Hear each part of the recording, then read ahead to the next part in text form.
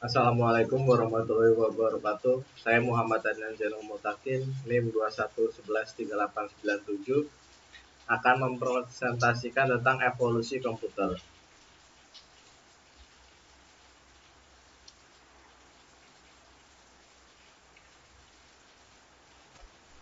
Evolusi komputer dari generasi ke generasi. Evolusi komputer terjadi beberapa generasi. Pertama, era mekanik sebelum 1940-an. Jadi, sebelum 1940-an sebenarnya belum ada komputer, tapi yang digunakan sempoa. Terus selanjutnya generasi pertama, generasi kedua, ketiga, keempat, dan sekarang generasi kelima. Jadi ada sebenarnya komputer ada 5 generasi, tapi sebelum itu ada namanya generasi mekanik, era mekanik. Era mekanik sebelum 1940-an, perkembangan komputer terjadi sejak sebelum tahun 1940-an atau yang disebut era mekanik. Dan setelah 1940 atau era generasi komputer elektronik. Untuk era mekanik, komputer yang digunakan memang belum berbasis elektronik seperti sempoa, kalkulator, tapi yang digunakan adalah kalkulator. Ini berbentuk persegi panjang yang memiliki 8 roda putar, bergerigi untuk menjumlah angka hingga mencapai 8 digit. Masih di tahun yang sama, pada 1642, seorang matematikawan dan filsuf Jerman, Gottfried Wilhelm von Leibniz, melakukan penyempurnaan terhadap kalkulator roda numerik 1 dengan membuat mesin yang bisa mengalihkan. Setelah itu, barulah masuk ke generasi pertama, 1940 sampai 1959. Ketika Perang Dunia Kedua berlangsung, negara-negara yang terlibat berusaha untuk mengembangkan komputer guna mengeksploitasi potensi komputer. Pada 1941, seorang insinyur Jerman, Konrad Zuse, menciptakan sebuah komputer bernama Z3 yang berfungsi untuk mendesain sebuah pesawat terbang dan peluru kendali. 2 tahun setelahnya, pada 1943, Inggris berhasil menyelesaikan pembuatan komputer pemecah kode rahasia yang bernama komputer Colossus. Komputer Colossus berfungsi untuk memecahkan kode rahasia kala itu digunakan oleh Nazi Jerman.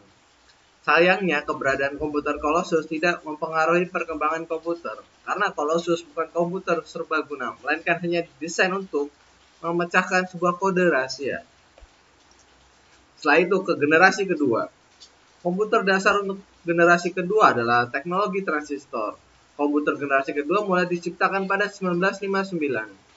Transistor dinilai jauh lebih efisien dibanding dengan tabung vakum pada komputer generasi pertama.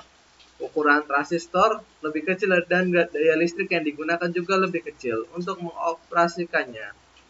Selain itu, biaya yang harus dikeluarkan juga jauh lebih terjangkau. Bahasa pemrograman yang digunakan diganti menggunakan bahasa assembly dan bahasa simbolik.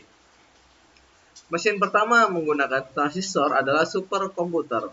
Superkomputer kemudian juga diciptakan oleh IBM dengan nama Sperry Randstad. IBM adalah perusahaan Amerika Serikat yang memproduksi dan menjual perangkat keras dan lunak untuk komputer. Generasi 3. Generasi ketiga komputer mulai pada 1965. Saat itu, komputer dibuat menggunakan komponen dasar integral circuit. Meskipun sudah menggunakan ICS, transistor masih tetap digunakan, tetapi dengan ukuran lebih kecil. Beberapa transistor berukuran kecil itu akan dimasukkan ke dalam isi, bersama dengan resistor dan kapasitor.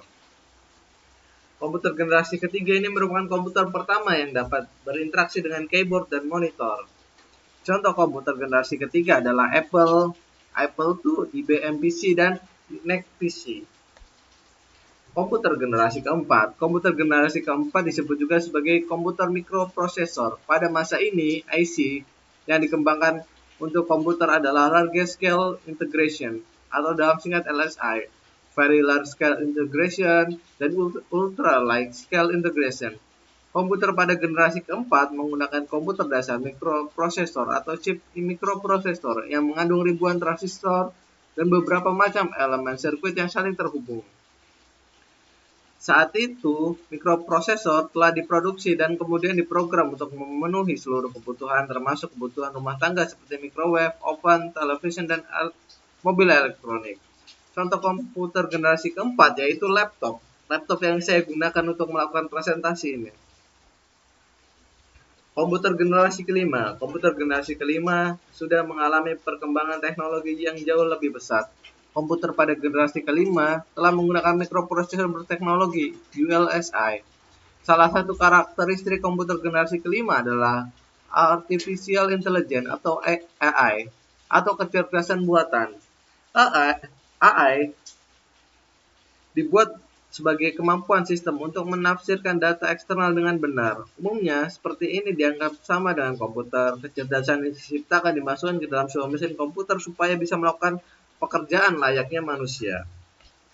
Oke, sekian dari saya Muhammad Adnan Zainul Mutakin. Terima kasih.